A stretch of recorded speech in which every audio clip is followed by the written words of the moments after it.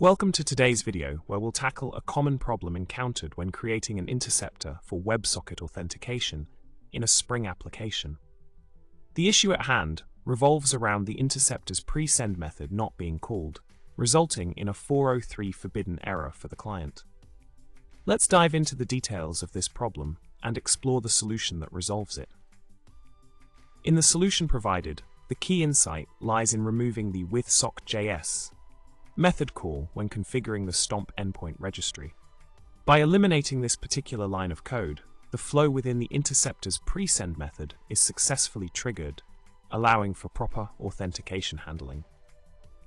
This straightforward adjustment proves to be the missing piece in establishing a seamless authentication process for WebSocket connections.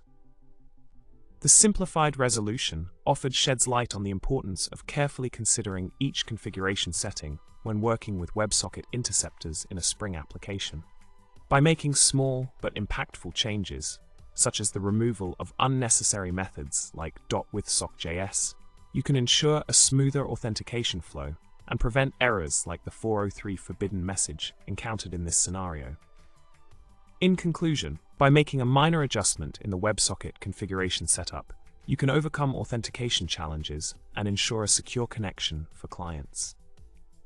I hope this video has been helpful in unraveling the issue at hand and guiding you towards a successful resolution. Don't forget to subscribe, like the video, and leave a comment below. Until next time, happy coding.